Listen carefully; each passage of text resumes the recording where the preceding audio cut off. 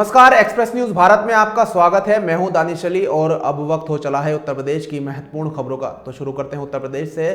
फिरोजाबाद में दो पक्षों में जुआ खेलने को लेकर जमकर मारपीट और पथराव हुआ। पथराव में सड़क पर जा रहे एक युवक गंभीर रूप से घायल हो गया। वहीं पुलिस ने मामले में एक युवक को हिरासत में लिया है।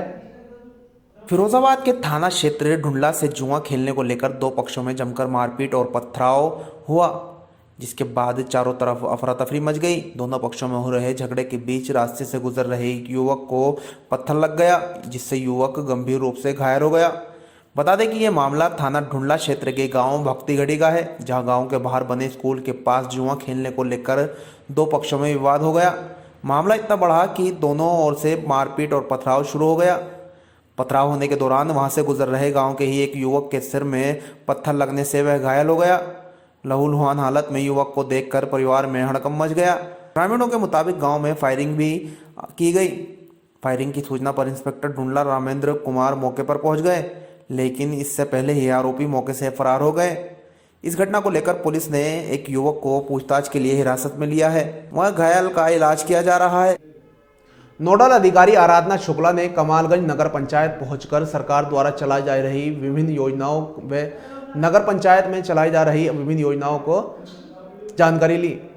कमालगंज नगर पंचायत कार्यालय के वार्ड जवाहर नगर की जहारा बेगम पत्नी इरफान बिल्किस पत्नी चिद्दन के घर नोडल अधिकारी आराधना शुक्ला ने पहुंचकर महिलाओं से बातचीत की और सरकार द्वारा चलाई जा रही निम्न योजनाओं के साथ साथ नगर पंचायत द्वारा साफ सफाई, पानी, बिजली की व्यवस्था की जानकारी ली। नोडल अधिकारी ने जब इरफान से बात करी तो इरफान ने जिलाधिकारी मानवेंद्र सिंह व मुख्य विकास अधिकारी के सामने नोडल अधिकारी से मकान में छत न होने की बात कही और नोडल अधिकारी से आवाज देने की गुहार लगाई। जहारा बेगम के घर की छत ईंट की बजाय पन्नी की है, जिससे सर्दियां और बरसात में परिवार को परेशानी का सामना करना पड़ता है। जिस पर नोडल अधिकारी आराधना शुक्ला ने कहा कि अब आपके घर जिले के मुखिया आ गए हैं तो अब आपको आवाज़ भी मिल जाएगा। इरफान ने जब जिलाधिकारी से पूछा कि आप क्या करते हैं तो इरफान ने कहा कि साहब मैं ठेली लगाता हूं, उसी से परिवार का गुजारा होता है। तो जिलाधिकारी ने इरफान से सरकार द्वारा दिया जा रहे 10,000 रुपये के ऋण मिलने की जानकारी ली। तो इरफान ने कहा कि साहब हमें कोई ऋण नहीं मिला है। जिस पर जिलाधिकारी मानवेंद्र सिंह ने नगर पंचायत कमालगंज के ईओ मुन्ना लाल को तुरंत 10,000 का ऋण इरफान को स्वीकृत करने का निर्देश दिया है। नोडल अधिकारी ने इरफान से बच्चों को टीका लगवाने की भी अपील की और कहा कि सभी लोग समय से अपने बच्चों को टीका अवश्य लगवाएं। नोडल अधिकारी के निरीक्षण के दौरान जिलाधिकारी मानवेंद्र सिंह के साथ पुलिस अधीक्षक डॉक्टर अनिल मिश्र, मुख्य विकास अधिकारी राजेंद्र पोंसिया, थानाध्यक्ष कमालगंज अजय नारायण सिंह पुलिस बल के साथ मौजूद रहे। बरेली में सीएमओ द्वारा नियम के विरुद्ध संविदा कर्मी की संविदा समाप्त करने को लेकर संविदा कर्मी सड़कों पर उतर आए। उन्होंने सीएमओ के खिलाफ नारेबाजी भी की और उन्होंने कहा कि अगर उनकी मांगे नहीं मानी गई तो वो उग्र आंदोलन भी करेंगे। फर्रुखाबाद में सीएमओ द्वारा 2 संविदा कर्मियों के नियम विरुद्ध संविदा समाप्त कर दी गई, जिसके बाद जिले में विरोध प्रदर्शन शुरू हो गया।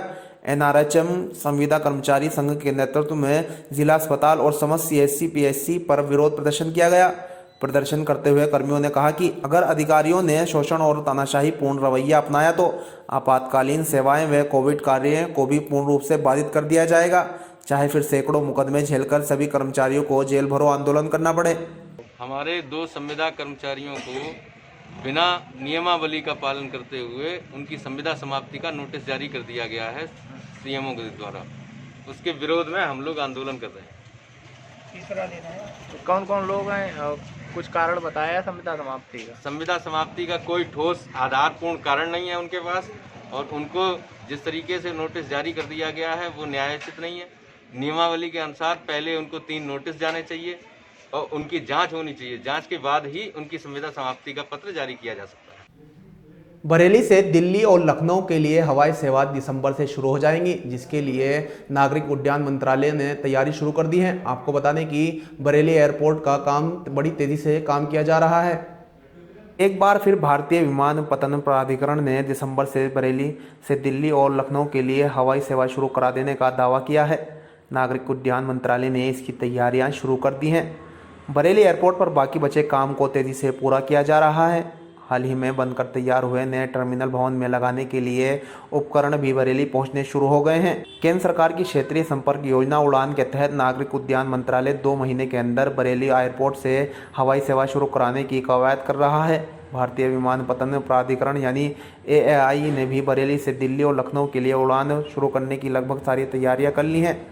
एयरपोर्ट पर करीब 20% काम होना शेष बचा है, जिसे जल्द पूरा करने को कहा गया है। पिछले दिनों एयरलाइंस कंपनी के विशेषज्ञों की टीम हवाई सेवा शुरू करने के लिए यहां तकनीक परीक्षण करने पहुंची थी। अब तक की तैयारी पर संतोष जताते हुए विशेषज्ञों ने कुछ और तकनीकी कार्यों को पूरा करने को कहा था और इसके साथ जरूरी उपकरणों की भी खेप आना शुरू हो गई है। AAI के अफसरों के मुताबिक बरेली से दिल्ली और लखनऊ के लिए हवाई सेवा शुरू करने से पहले यहाँ सभी जरूरी सुविधाएं सुनिश्चित की जाएंगी। बहराइच में पराली जलाने को लेकर क्षेत्रीय लेखपाल ने प्रधान व उसके चाचा को छोड़कर 11 ग्रामवासियों के खिलाफ झूठा मुकदमा दर्ज कराया है, जिसको लेकर ग्रामीणों ने सरकार से न्याय की गुहार लगाई है। विकासखंड नवाबगंज अंतर्गत ग्राम मकनपुर में पराली जलाने को लेकर क्षेत्रीय लेखपाल उपेंद्र कुमार ने गांव का निरीक्षण किया। ग्रामीणों ने बताया कि लेखपाल ने ग्राम प्रधान व उसके चाचा को छोड़कर बाकी 11 ग्रामवासियों के खिलाफ नाजायज FIR दर्ज करा दी है, जिसकी जानकारी जब ग्रामीणों को हुई तो ग्रामीणों के होश उड़ गए। ग्रामीणों का कहना है कि जब ग्राम प्रधान व उसके परिवार वालों ने अपने खेतों में पराली जलाया तो आसपास के लोगों के खेतों में इकट्ठा रही पराली भी आग के लपेट में आ गई। ऐसे में बिना जांच किए नाजायज लोगों के नाम क्षेत्रीय लेखपाल द्वारा FIR दर्ज करा दी गई है, जबकि दोषी ग्राम प्रधान व उसके परिवार वालों को बचा लिया गया है। रुपसाई ग्रामीणों में जाबिर अली, निवास केसर जहां, नौशाद अली, छेलू सहित दर्जनों ग्रामीणों का आरोप है कि क्षेत्रीय लेखपाल द्वारा पराली जलाने का मुकदमा लिखने का भय दिखाकर पैसों की मांग की जा रही थी, जबकि ग्रामीण छेलू का कहना है कि मेरे खेत में अभी पराली लगा हुआ है और फिर भी मेरे विरुद्ध मुकदमा दर्ज करा दिया गया है, जबकि दोषी ग्राम प्रधान व उसके चाचा का नाम काटा गया है। ग्रामीणों ने उप जिलाधिकारी नानपारा से उक्त मामले की जांच करवाकर उचित कार्रवाई की मांग की है। वहीं जब इस संबंध में लेखपाल से बात की गई तो उन्होंने कहा कि प्रधान व उसके चाचा ने पराली नहीं जलाई है, मैंने FIR दर्ज कर दिया है, अब आप लोगों को जो करना है कर लीजिए। वहीं क्षेत्रीय कानून गो ने जब इस बाबत बात की गई तो उन्होंने कहा कि मामले की जानकारी नहीं। मामला ये है कि हमारा पैरा खेत में मौजूद लगा हुआ है। हमने रिसिया में थे, रिसिया से आए घर पे एक रोटी खाया, खाना खा करके और मस्जिद चला आया नमाज़ पढ़ने। और नमाज़ पढ़ के जब घर पे गया तो हमने पता पाया कि हमारे ऊपर मुकदमा कायम हो गया है, हमारा पैरा फूंके हो। किसने मुकदमा लिखाया है? मुकदमा जो है गुन्नू केरा लौंडा लिखाई से है। लिखाया किसने है? गुन्नू केरा लौंडा लेखपाल कहें लिखाई, लेखपाल से बताए के लिखाई से है। और किसी ने गांव में पराली जलाया है? पैरा तो बहुत आदमी उधर है, सब पैरा तमाम जला पड़ा है, दक्षिण अरे उत्तर हार में ही है। किसी के ऊपर मुकदमा लिखा गया, कार्रवाई हुई? कुछ नहीं लिखा गवाह है। आपने नहीं जलाया, आपके ऊपर मुकदमा लिख दिया गया? हमारा पैरा, हमारा जम्मे पैरा हमारे खेत में लगा हुआ है, हमने गेंद देखा, हमारा पैरा लगा हुआ है, फिर भी हमारे ऊपर जो है मुकदमा कायम किया गया। मुंडा पांडे क्षेत्र के ग्राम पंचायत की खस्ता हालत है। सड़कों पर नालियों का पानी आने से ग्रामीणों को काफी दिक्कतों का सामना करना पड़ रहा है। मुंडा पांडे क्षेत्र के ग्राम पंचायत जैतपुरा विसाट के अंतर्गत आने वाले भजनपुरी गांव में नालियों का पानी रास्ते में भरने से लोगों को काफ़ी दिक्कत का सामना करना पड़ रहा है। सड़क पर जल भराव की स्थिति उत्पन्न हो गई है और रास्ता पूरी तरह से नष्ट हो गया है। ग्रामीणों ने बताया कि हमने कई बार आला अधिकारियों से शिकायत की, मगर कोई भी शिकायत सुनने को हमारी तैयार नहीं है। अब देखना यह होगा कि उत्तर प्रदेश सरकार गड्ढा मुक्त कराने की बात कर रही है, मगर गड्ढा मुक्त नहीं हो रहा है। ऐसा लग रहा है कि हर तरफ गड्ढे ही गड्ढे हों। एक तरफ कोरोना जैसी बीमारी से पूरा देश में हड़कंप मचा हुआ है और मुंडा पांडे ब्लॉक के आला अधिकारी भजनपुर ग्रामीणों की शिकायत सुनने को तैयार नहीं है। अब देखते हैं कि उत्तर प्रदेश सरकार ऐसे भ्रष्ट अधिकारियों के खिलाफ क्या कार्रवाई करती है। देवरिया विधानसभा सीट पर उपचुनाव में अपनी किस्मत आजमा रहे अर्थी बाबा इस बार काफी चर्चा में है। कभी दिव्यांग के पैर धोने में जूता पॉलिश करने को लेकर अपनी चर्चा में है। उत्तर प्रदेश के देवरिया विधानसभा सीट पर 3 नवंबर को होने वाले उपचुनाव का बिगुल बज चुका है। देवरिया के चुनाव रण में अर्थी बाबा की भी एंट्री हो गई है। गोरखपुर के राजन यादव उर्फ अर्थी बाबा भी देवरिया जिले में हो रहे उपचुनाव को लेकर अपनी किस्मत आजमा रहे हैं, लेकिन उनके प्रचार करने का तरीका अन्य नेताओं से अलग है। नेता यहाँ भारी भीड़ और लग्जरी गाड़ियों से अपना प्रचार कर रहे हैं, तो वहीं अर्थी बाबा अकेले ही उपचुनाव के सियासत में उतर पड़े हैं। वे वोटरों को भगवान के बराबर दर्जा दे रहे हैं, जिसके लिए वे नए नए हथकंडे अपना रहे हैं। दिव्यांगों का कभी पैर धुलकर वोट देने की अपील करते हैं तो कभी जूता पॉलिश कर रहे हैं। अर्थी बाबा किसानों के खेत को कोड़ कर वे इस चुनाव को जीतने के जुगत में लगे हैं। शहर के मतदाताओं को लुभाने के लिए वे ठेला भी चलाने से पीछे नहीं रहे। आज के लिए सिर्फ इतना ही। देश विदेश की अहम खबरों के लिए देखते रहिए एक्सप्रेस न्यूज़ भारत। नमस्कार।